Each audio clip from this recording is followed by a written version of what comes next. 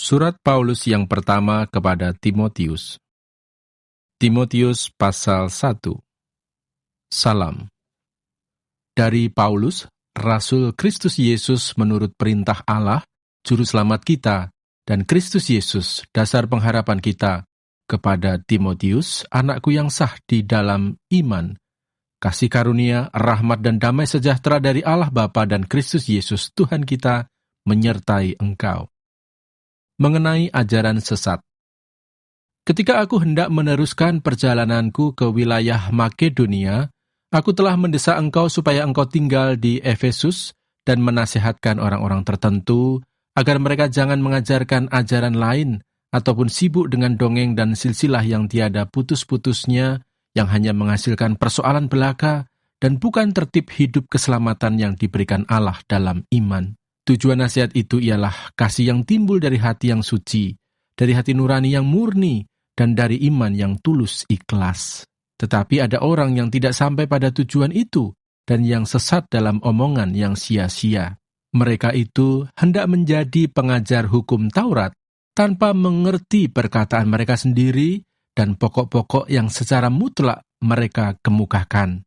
Kita tahu bahwa hukum Taurat itu baik kalau tepat digunakan, yakni dengan keinsafan bahwa hukum Taurat itu bukanlah bagi orang yang benar, melainkan bagi orang durhaka dan orang lalim, bagi orang fasik dan orang berdosa, bagi orang duniawi dan yang tak beragama, bagi pembunuh bapa dan pembunuh ibu, bagi pembunuh pada umumnya, bagi orang cabul dan pemburit, bagi penculik, bagi pendusta, bagi orang makan sumpah, dan seterusnya segala sesuatu yang bertentangan dengan ajaran sehat yang berdasarkan Injil dari Allah yang mulia dan maha bahagia, seperti yang telah dipercayakan kepadaku.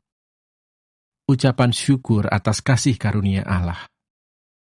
Aku bersyukur kepada Dia yang menguatkan aku, yaitu Kristus Yesus, Tuhan kita, karena Ia menganggap aku setia dan mempercayakan pelayanan ini kepadaku. Aku, yang tadinya seorang penghujat dan seorang penganiaya dan seorang ganas, tetapi aku telah dikasihaninya, karena semuanya itu telah kulakukan tanpa pengetahuan, yaitu di luar iman. Malah kasih karunia Tuhan kita itu telah dikaruniakan dengan limpahnya kepadaku, dengan iman dan kasih dalam Kristus Yesus. Perkataan ini benar dan patut diterima sepenuhnya. Kristus Yesus datang ke dunia untuk menyelamatkan orang berdosa. Dan di antara mereka, akulah yang paling berdosa. Tetapi justru karena itu, aku dikasihani, agar dalam diriku ini, sebagai orang yang paling berdosa, Yesus Kristus menunjukkan seluruh kesabarannya. Dengan demikian aku menjadi contoh bagi mereka yang kemudian percaya kepadanya dan mendapat hidup yang kekal. Hormat dan kemuliaan sampai selama-lamanya bagi Raja segala zaman, Allah yang kekal, yang tak nampak, yang esa. Amin. Tugas Timotius. Tugas ini kuberikan kepadamu, Timotius anakku, sesuai dengan apa yang telah dinubuatkan tentang dirimu, supaya dikuatkan oleh nubuat itu, engkau memperjuangkan perjuangan yang baik dengan iman dan hati nurani yang murni. Beberapa orang telah menolak hati nuraninya yang murni itu, dan karena itu kandaslah iman mereka. Di antaranya, Himeneus dan Alexander yang telah kuserahkan kepada iblis, supaya jera mereka menghujat. 1 Timotius pasal 2. Mengenai doa jemaat. Pertama-tama aku menasihatkan, naikkanlah permohonan, doa syafaat dan ucapan syukur untuk semua orang, untuk raja-raja dan untuk semua pembesar, agar kita dapat hidup tenang dan tenteram dalam segala kesalehan dan kehormatan. Itulah yang baik dan yang berkenan kepada Allah, Juru Selamat kita, yang menghendaki supaya semua orang diselamatkan dan memperoleh pengetahuan akan kebenaran.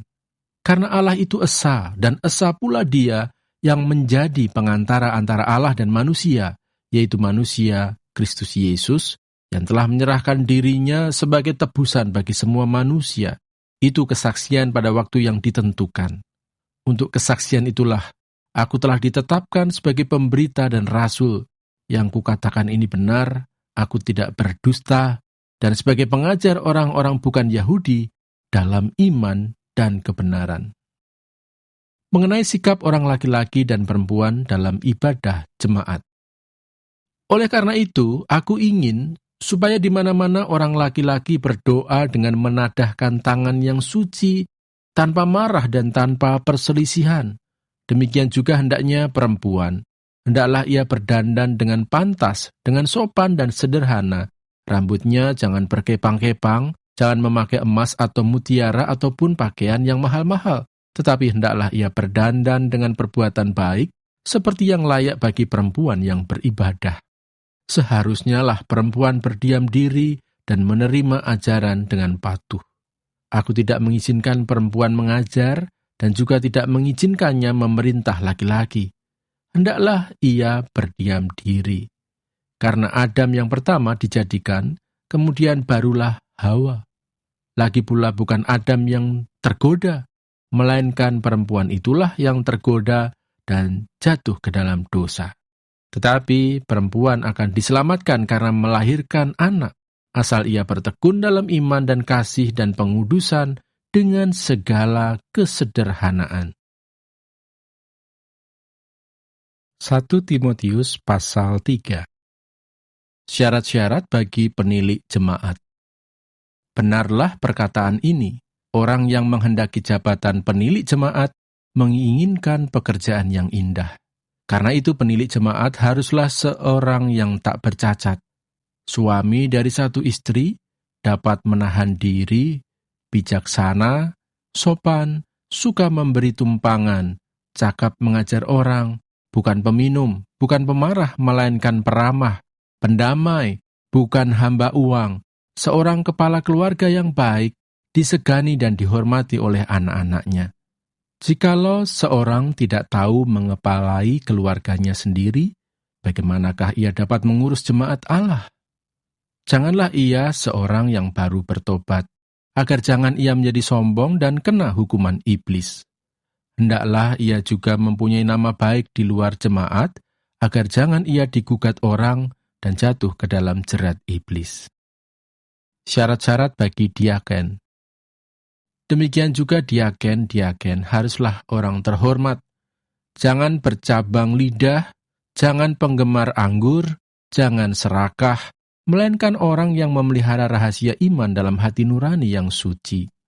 Mereka juga harus diuji dahulu, baru ditetapkan dalam pelayanan itu setelah ternyata mereka tak bercacat.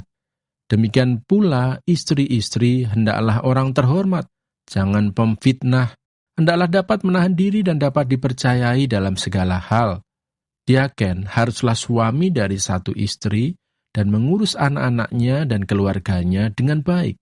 Karena mereka yang melayani dengan baik beroleh kedudukan yang baik, sehingga dalam iman kepada Kristus Yesus mereka dapat bersaksi dengan leluasa. Jemaat Allah, dasar dan penopang kebenaran. Semuanya itu kutuliskan kepadamu, walaupun kuharap segera dapat mengunjungi engkau. Jadi jika aku terlambat, sudahlah engkau tahu bagaimana orang harus hidup sebagai keluarga Allah, yakni jemaat dari Allah yang hidup, tiang penopang dan dasar kebenaran. Dan sesungguhnya agunglah rahasia ibadah kita. Dia yang telah menyatakan dirinya dalam rupa manusia, dibenarkan dalam roh, yang menampakkan dirinya kepada malaikat-malaikat, diberitakan di antara bangsa-bangsa yang tidak mengenal Allah, yang dipercayai di dalam dunia, diangkat dalam kemuliaan. 1 Timotius pasal 4. Tugas Timotius dalam menghadapi pengajar sesat. Tetapi Roh dengan tegas mengatakan bahwa di waktu-waktu kemudian ada orang yang akan murtad, lalu mengikuti roh-roh penyesat dan ajaran setan-setan oleh tipu daya pendusta-pendusta yang hati nuraninya memakai cap mereka. Mereka itu melarang orang kawin, melarang orang makan makanan yang diciptakan Allah, supaya dengan pengucapan syukur dimakan oleh orang yang percaya dan yang telah mengenal kebenaran. Karena semua yang diciptakan Allah itu baik dan suatu pun tidak ada yang haram, jika diterima dengan ucapan syukur. sebab semuanya itu dikuduskan oleh firman Allah dan oleh doa. Dengan selalu mengingatkan hal-hal itu kepada saudara-saudara kita, engkau akan menjadi seorang pelayan Kristus Yesus yang baik, terdidik dalam soal-soal pokok iman kita, dan dalam ajaran sehat yang telah kau ikuti selama ini. Tetapi jauhilah tahayul dan dongeng nenek-nenek tua. Latihlah dirimu beribadah. Latihan badani terbatas gunanya, tetapi ibadah itu berguna dalam segala hal karena mengandung janji, baik untuk hidup ini maupun untuk hidup yang akan datang. Perkataan ini benar dan patut diterima sepenuhnya. Itulah sebabnya kita berjerih payah dan berjuang, karena kita menaruh pengharapan kita kepada Allah yang hidup, Juru Selamat semua manusia, terutama mereka yang percaya. Beritakanlah dan ajarkanlah semuanya itu. Jangan seorang pun menganggap engkau rendah karena engkau muda. Jadilah teladan bagi orang-orang percaya dalam perkataanmu, dalam tingkah lakumu, dalam kasihmu, dalam kesetiaanmu, dan dalam kesucianmu. Sementara itu, sampai aku datang, bertekunlah dalam membaca kitab-kitab suci, dalam membangun dan dalam mengajar. Jangan lalai dalam mempergunakan karunia yang ada padamu, yang telah diberikan kepadamu oleh nubuat dan dengan penumpangan tangan sidang penatua. Perhatikanlah semuanya itu, hiduplah di dalamnya, supaya kemajuanmu nyata kepada semua orang. Awasilah dirimu sendiri dan awasilah ajaranmu. Bertekunlah dalam semuanya itu, karena dengan berbuat demikian engkau akan menyelamatkan dirimu dan semua orang yang mendengar engkau. 1 Timotius pasal 5. Mengenai saudara-saudara seiman. Janganlah engkau keras terhadap orang yang tua, melainkan tegurlah dia sebagai bapa. Tegurlah orang-orang muda sebagai saudaramu, perempuan-perempuan tua sebagai ibu, dan perempuan-perempuan muda sebagai adikmu dengan penuh kemurnian. Mengenai janda. Hormatilah janda-janda yang benar-benar janda. Tetapi jikalau seorang janda mempunyai anak atau cucu, hendaknya mereka itu pertama-tama belajar berbakti kepada kaum keluarganya sendiri dan membalas budi orang tua dan nenek mereka, karena itulah yang berkenan kepada Allah. Sedangkan seorang janda yang benar-benar janda, yang ditinggalkan seorang diri, menaruh harapannya kepada Allah dan bertekun dalam permohonan dan doa siang malam. Tetapi seorang janda yang hidup mewah dan berlebih-lebihan, ia sudah mati selagi hidup. Peringatkanlah hal-hal ini juga kepada janda-janda itu, agar mereka hidup dengan tidak bercela. Tetapi jika ada seorang yang tidak memeliharakan sanak saudaranya, apalagi seisi rumahnya, orang itu murtad dan lebih buruk dari orang yang tidak beriman. Yang didaftarkan sebagai janda, hanyalah mereka yang tidak kurang dari 60 tahun, yang hanya satu kali bersuami, dan yang terbukti telah melakukan pekerjaan yang baik, seperti mengasuh anak, memberi tumpangan, membasuh kaki saudara-saudara seiman, menolong orang yang hidup dalam kesesakan. Pendeknya, mereka yang telah menggunakan segala kesempatan untuk berbuat baik. Tolaklah pendaftaran janda-janda yang lebih muda, karena apabila mereka sekali digairahkan oleh keberahian yang menceraikan mereka dari Kristus, mereka itu ingin kawin, dan dengan memungkiri kesetiaan mereka yang semula kepadanya, mereka mendatangkan hukuman atas dirinya. Lagi pula, dengan keluar masuk rumah orang, mereka membiasakan diri bermalas-malas, dan bukan hanya bermalas-malas saja, tetapi juga meleter dan mencampuri soal orang lain dan mengatakan hal-hal yang tidak pantas. Karena itu aku mau, supaya janda-janda yang muda kawin lagi, beroleh anak, memimpin rumah tangganya, dan jangan memberi alasan kepada lawan untuk memburuk-burukan nama kita. Karena beberapa janda telah tersesat mengikut iblis. Jika seorang laki-laki atau perempuan yang percaya mempunyai anggota keluarga yang janda, hendaklah ia membantu mereka sehingga mereka jangan menjadi beban bagi jemaat. Dengan demikian, jemaat dapat membantu mereka yang benar-benar janda. Beberapa petunjuk dan nasihat lagi. Penatua-penatua yang baik, pimpinannya patut dihormati 2 kali lipat, terutama mereka yang dengan jerih payah berkhotbah dan mengajar. Bukankah kitab suci berkata, "Janganlah engkau memberangus mulut lembu yang sedang mengirik," dan lagi, "Seorang pekerja patut mendapat upahnya." Janganlah engkau menerima tuduhan atas seorang penatua, kecuali kalau didukung 2 atau 3 orang saksi. Mereka yang berbuat dosa, hendaklah kau tegur di depan semua orang, agar yang lain itu pun takut. Di hadapan Allah dan Kristus Yesus dan malaikat-malaikat pilihannya, kupesankan dengan sungguh kepadamu. Camkanlah petunjuk ini tanpa prasangka, dan bertindaklah dalam segala sesuatu tanpa memihak. Janganlah engkau terburu-buru menumpangkan tangan atas seseorang, dan janganlah terbawa-bawa ke dalam dosa orang lain. Jagalah kemurnian dirimu. Janganlah lagi minum air saja, melainkan tambahkanlah anggur sedikit, berhubung pencernaanmu terganggu dan tubuhmu sering lemah. Dosa beberapa orang mencolok, seakan-akan mendahului mereka ke pengadilan, tetapi dosa beberapa orang lagi baru menjadi nyata kemudian. Demikian pun perbuatan baik itu segera nyata, dan kalau tidak demikian, ia tidak dapat terus tinggal tersembunyi. 1 Timotius pasal 6.